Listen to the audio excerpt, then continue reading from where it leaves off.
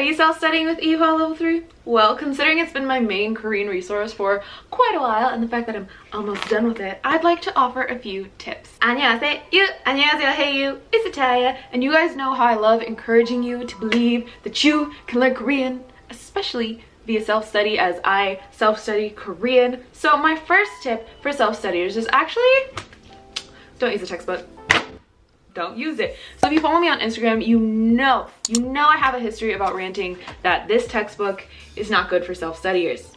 If you didn't know that, I have a history of ranting about how this textbook is not good for self-studiers. So it was made to be used in the classroom at Ewha University, which is fine. That's totally okay. Unless you're self-studying Korean, then it's not okay. Nothing is okay. So the grammar explanations in here are just lacking. They're 2 sentences at most, and I don't know, I just feel like it's not the best way to be learning Korean. I remember when I first got this book, I got the textbook, I got the workbook, and I remember thinking, oh my gosh, I just wasted money because it wasn't a good resource. However, then studying Night Owl, or Rose, hey Rose girl, hey what's up, told me about the study guide.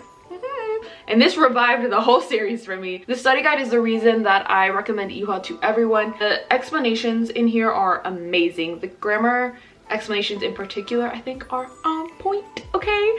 Like, they are so thorough. They have so many example sentences so you can grasp how to use the grammar structure, the feeling that it has. They even have explanations telling you how not to use it. They will give you sentences saying, do not do it like this. Okay, that's not what the grammar, that's not what the example sentence says, but that's what they're trying to tell you with it, okay? So I love that. And then they also have the vocabulary lists, which honestly, I love that. I love not having to define words myself. So if you're going to be self-studying, make sure you get this because this will change your experience with the series completely. So they have these in English, Chinese, and Japanese, so make sure you're paying attention when you're ordering one. Tip number 2, now that you have your study guide, I have to say something that might be a little controversial. Now that you have your study guide, do not, okay, don't take notes. I know, the studygram community is screaming, they're like, oh, she just told us how to take notes. Do not take notes. I just told you about how expansive the explanations are, how it defines the words for you. Honestly, anything you could ever need to know is already in here, and if you ever felt the need to add something, there is space in the margins. There is space under the boxes. Like, if you wanted to add another word, you can do it here. Honestly, when I first started studying with Ewha, I was taking notes. Okay, I thought I was taking notes. I was basically rewriting the study guide into a spiral, which, don't do that. Don't do that. It's a waste of time. It's a complete waste of time. You need to be spending time learning, not rewriting something while thinking of something else because you're just copying things down. Yeah, regrets. Tip number 3, utilize color coding. Now, personally, I don't do a lot of color coding because I start to get really overwhelmed and then I start freaking out about whether I brought the right highlighters with me to my study session or the right color pens, and then if I didn't, game over, I cannot study. So, I use minimal highlighting. I literally use 3 colors to highlight this study guide, the first of which is blue. So I use blue to highlight anything that I find important about the grammar structure that I do not, I repeat, do not want to forget. So an example of that would be if the explanation tells me that, hey girl, this grammar structure is interchangeable with this one, aka they are the exact same. Stop trying to find nuances between them because I ain't none, okay? So I'll highlight that because it means that I don't have to try to spend time figuring out if they're the same or not, because the book told me that they're the same. The next color I use is mint. So I use mint to highlight any example sentence that I find interesting. Natalia, what do you mean by interesting? Well, children, I find things interesting when the example sentence expresses an idea in Korean that I don't know how to say, or I didn't know how to say up until it appeared in my study guide. So the last color that I use is actually more like a range of colors, a range of purples, depending on which highlighter I took with me to my study session because I forget things. But I like to use a purple color to highlight the vocabulary words that I know.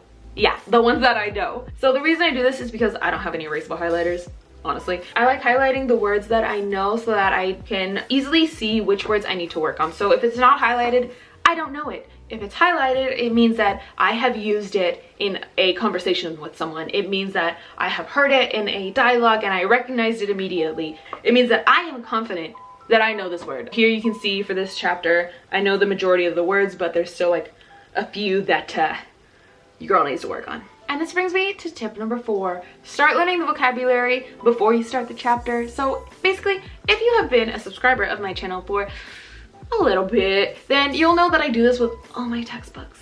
Yeah, I just feel it's such an effective way of learning. Basically, what I'm saying is if I'm working through chapter 6 exercises in the textbook, if I am learning the grammar structures and completing the written assignment or something, then I'm already learning chapter 7 vocabulary on Memrise.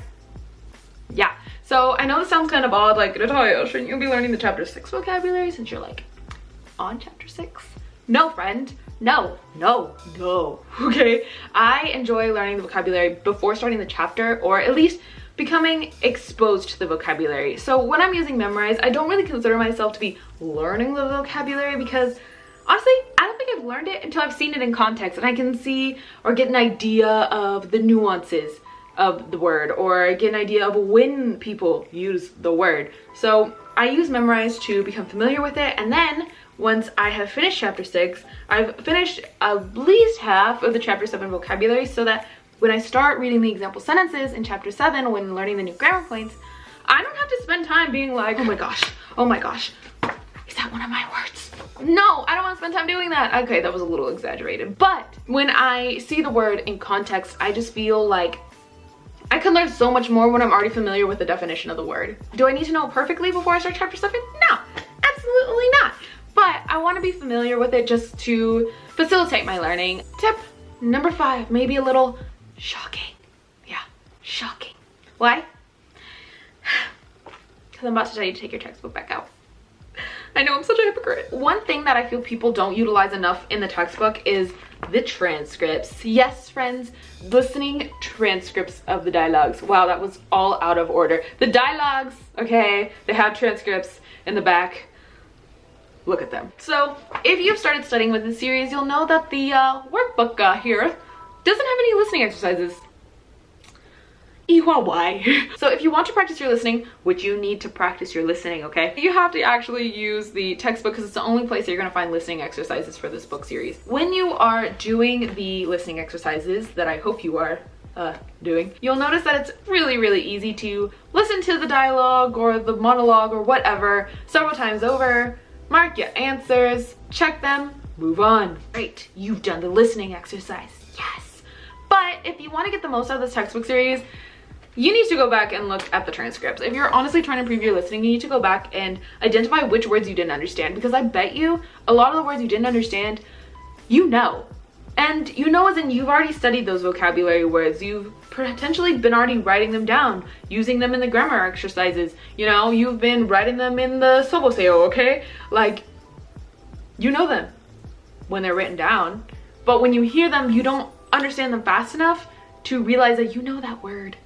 Yeah, so when you go back and you read the transcripts and you start identifying which parts you didn't hear before, right? The parts that you didn't understand when you first listened to the dialogue, go back, listen to it again. Listen to it on repeat until you hear all the parts that you didn't hear before, if that makes sense. I want you to start identifying like, oh my gosh, I've been pronouncing that word wrong and that's why I didn't understand it. Okie dokie guys, I will have links to all the retailers that sell this book down below in the description box. And if you are ready to make a new study plan for the summer, make sure you check out this video down here where I walk you through how I make all my study routines for Korean. Anyway, I will see you guys in the next video. So, bye you guys.